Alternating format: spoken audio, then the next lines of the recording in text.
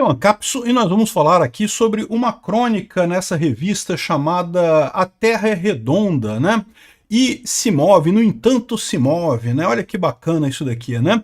É um site totalmente esquerdista de um pessoal pseudo-intelectual aqui que adora falar enrolado e coisa e tal.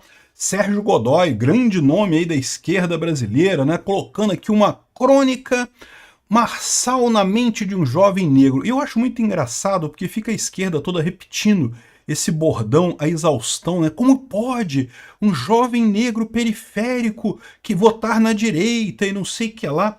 E esse pessoal não percebe realmente qual é a origem do problema, né? A origem do problema é que a esquerda é a aristocracia socialista, é a aristocracia, é quem está por cima, é quem manda, né? O Lula já está há quanto tempo no poder no Brasil? Já está 200 anos no poder, já desde 2002 o cara está no poder aqui no Brasil, controla o Brasil, e a esquerda continua se fingindo de antissistema, se achando antissistema. Ah não, porque o Marx falou lá em 1800, lá vai pedrinha, alguma coisa. Vamos entender esse caso aqui, porque chega a ser engraçado esse negócio, né? Essa notícia foi sugerida por Fiat Maré, a bomba brasileira, e várias outras pessoas. Obrigado aí ao pessoal que sugeriu as notícias lá no nosso site, no visãolibertaria.com. E obrigado a você que está assistindo o nosso vídeo. Se você gosta do nosso conteúdo, por favor, deixe o seu like, se inscreva aqui no canal, né? Pois bem, então olha só, né? Essa revista aqui tem vários artigos todos extremamente esquerdistas, né?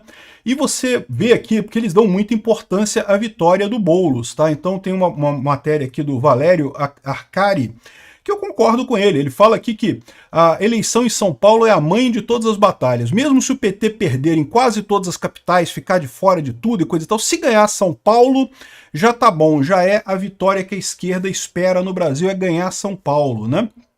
E isso mostra como é que esse pessoal está preocupado com São Paulo. E São Paulo tem um desafiante óbvio, que eles estão muito incomodados, né? Que qual será o desafiante? Né? Tem a outra matéria, que é a outra coluna aqui do Thales Absaber, que eu confesso que não sei quem é, em que ele fala coach, política neofascista e traumaturgia, né?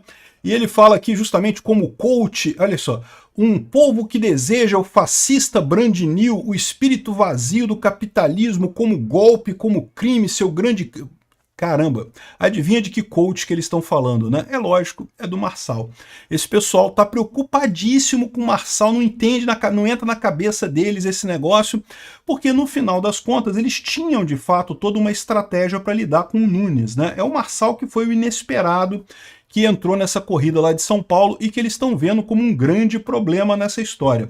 Eu já falei para vocês que eu mesmo, se votasse em São Paulo, votaria no Nunes pela questão estratégica, porque eu vejo isso como importante para o Bolsonaro em 2026, para a direita em 2026, mas em termos de ver o candidato que mais se destacou na eleição de São Paulo, se fosse puramente votar pela emoção, eu acho que eu votaria no Marçal mesmo, né? E pelos mesmos motivos que o pessoal está explicando aqui e que assustam tanto a esquerda, né? Olha só o que fala aqui o senhor Sérgio Godoy, né? Então ele fala aqui, ó, Pablo Marçal na mente de um jovem negro. Não pode. Como um jovem negro pobre vai votar na direita? Ele acha um absurdo. Ele faz um estudo sociológico aqui.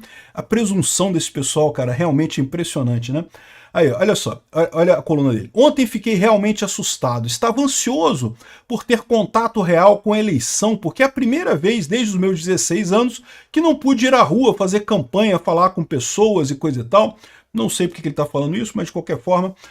Assim que pega o Uber saindo do aeroporto, começa a conversar com o motorista sobre amenidades para poder abrir espaço para o assunto central, as eleições, né? Então estamos de frente aqui de mais uma fanfic que a esquerda adora, né?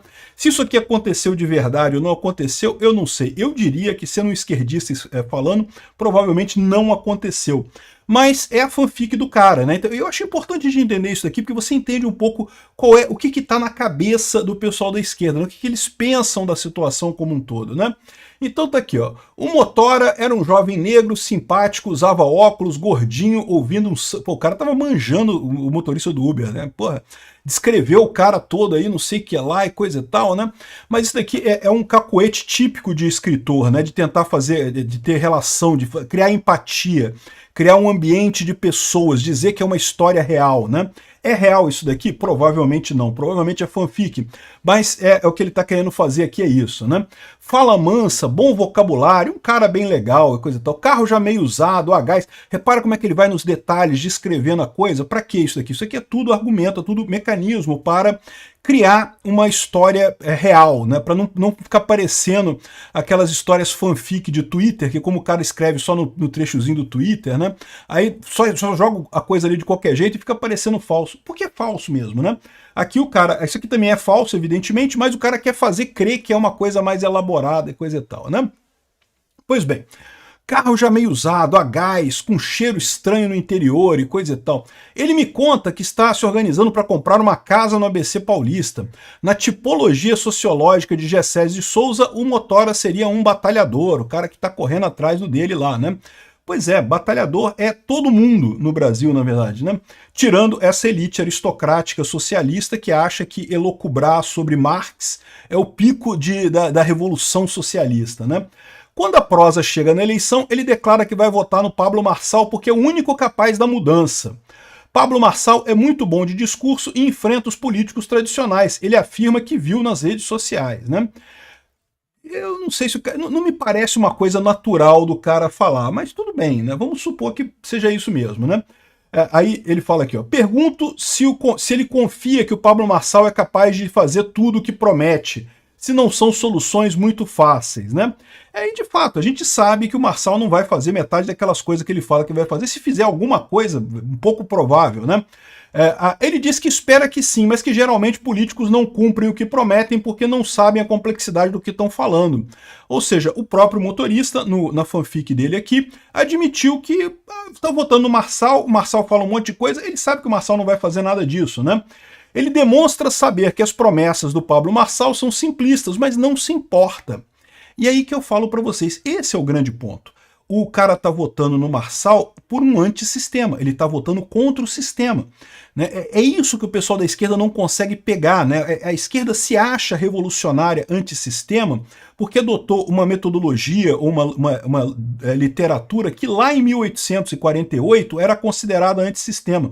Agora, a esquerda está no poder em todos os países do mundo, né? Tudo é socialismo no mundo inteiro. Aqui no Brasil, a esquerda está no poder, tirando os 4 anos de Bolsonaro, a esquerda estava no poder desde a independência do Brasil, e o pessoal se acha antissistema. E se surpreende quando vê o pessoal achando antissistema na direita. Caramba, o Lula está aí há 200 anos no governo, fazendo tudo o que quer. Ele tem apoio completo da justiça. A justiça, que é a essência do Estado, né? É a justiça, né? Está a favor do Lula. Fez tudo para voltar o Lula, para ele poder concorrer de novo, para ele poder voltar ao poder. E esse pessoal ainda se acha antissistema e reclama quando uma voz antissistema real, que é o cara, o batalhador lá do ABC Paulista, né, que está lutando para fazer o dele, quando o cara diz que vai votar num cara antissistema, que é o caso do Marçal. Ou seja, o cara está falando aqui que não, que ele entende que o Marçal não vai cumprir o que ele está falando, e eu acredito que a maior parte das pessoas que fala que vai votar no Marçal não está nem aí para promessa de campanha, se o Marçal vai fazer isso, vai fazer aquilo, não interessa. Está votando, é o voto de protesto, é o voto antissistema. É aquele voto que eu falo para vocês, o povo brasileiro, na verdade, o povo no mundo inteiro já é libertário, já percebeu que o sistema, que o governo não está atendendo mais às necessidades das pessoas. Então não tem jeito, tem que ser alguma coisa fora. Todo voto é voto de protesto, é voto para acabar com o que está aí. Não interessa se é no rinoceronte cacareco, no macaco Tião, não sei o que lá, ou no Pablo Marçal, ou em qualquer outra coisa. O que o pessoal quer votar é no contra o sistema, né? Aí ele fala sobre que, ele disse, segundo o cara está contando aqui, o motorista disse que votou no Lula para tirar o Bolsonaro, que era a única forma de arrancar o palhaço do governo, mas isso não importava mais, e não sei o que lá. E aí, em determinado momento, olha só, ele pergunta aqui, ó. A corrida estava acabando. Perguntei se Guilherme Boulos não poderia representar essa mudança, né? Não poderia ser o antissistema e coisa e tal. E ele respondeu que não, de forma nenhuma. É lógico que não.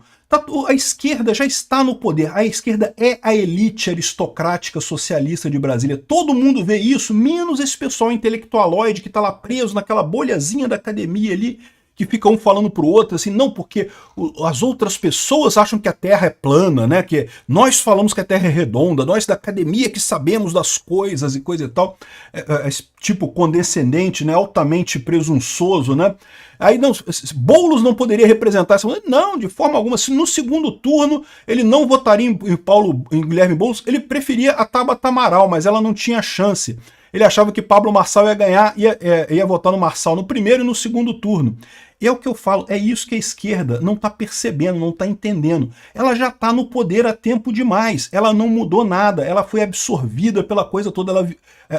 O pessoal teórico da esquerda, o pessoal que pregava a revolução, o fim do Estado, não sei o que lá, anarquismo e coisa e tal, esse pessoal foi cooptado por essa massa aristocrática, né, que também quer manter a sociedade sob controle e coisa e tal, e virou a cara desse pessoal. E eles não percebem isso, eles continuam se achando os revolucionários, os que vão mudar o mundo e coisa e tal, quando eles já são o sistema. E o sistema não funcionou. Tudo quanto é lugar onde o socialismo foi implementado falhou, e falhou tragicamente, barbaramente, né?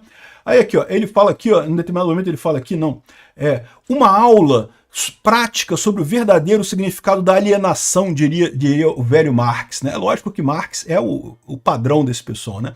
Não importa que Marx esteja errado, lá na origem dele já está errado, o pessoal continua usando Marx como padrão, e o cara totalmente alienado, esse Sérgio Godoy que está aqui, o cara é a imagem da alienação da esquerda, achando que o motorista é que está alienado. Não, o motorista sabe muito bem o que ele está fazendo.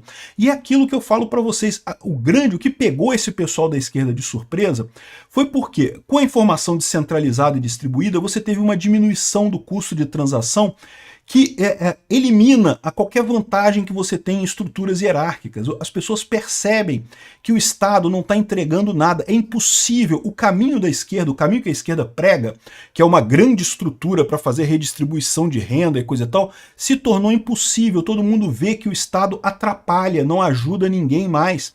E cada vez mais que o tempo passa, cada vez mais que as pessoas conversam mais entre si, tem mais alternativas de sistemas, tipo Uber, né? O cara é um Uber. Ou seja, é um cara que já vive disso daí. E muita gente está fazendo isso. É o que eu falo para vocês. A esquerda odeia o Uber, o iFood, esse sistema de entrega, Rappi, não sei o que lá. Por quê?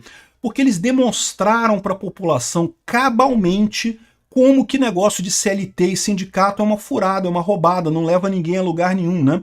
Eu já falava há muito tempo aqui no meu canal o quanto que a CLT prejudica o trabalhador, o quanto que ela atrasa o trabalhador no Brasil, o quanto que essa solução de sindicato e governo com leis para ajudar o trabalhador, na verdade, prejudica o trabalhador no final das contas.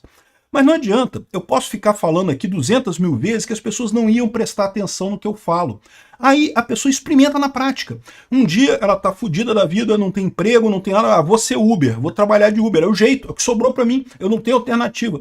E aí a pessoa começa a trabalhar, começa a pensar, caramba, se eu trabalhar direitinho aqui, eu ganho dinheiro nesse troço, cara, que coisa impressionante, né? Assim, sem dor de cabeça, eu posso trabalhar a hora que eu quiser, posso não pegar corrida se eu não quiser e coisa e tal, e muito melhor, o cara começa a trabalhar sem CLT e percebe que ele ganha muito mais do que com a CLT. Percebe aquilo que eu falo na teoria, que eu explico, eu demonstro teoricamente como que a CLT esmaga o salário das pessoas, diminui o valor do trabalho, né, porque diminui a capacidade do trabalhador negociar livremente com o patrão, mas na verdade a era da informação descentralizada e distribuída torna essas relações muito mais fáceis pela internet, né?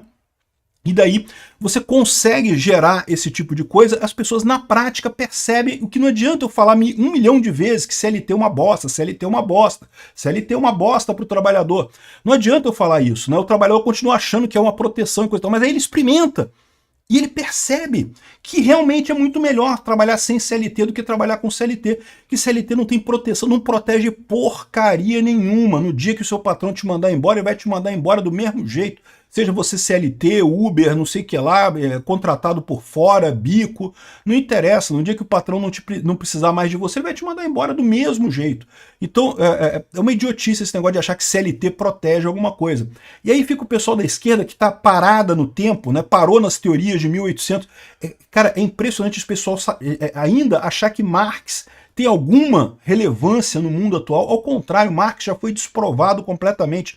Toda tentativa de implantar o socialismo mais radical que o Marx pregava resultou em fracasso. E os estados nacionais todos hoje são socialistas. Toda a elite aristocrática aqui brasileira é socialista por excelência. Por quê? Porque viu que o socialismo é a maneira mais fácil dela controlar as massas, né?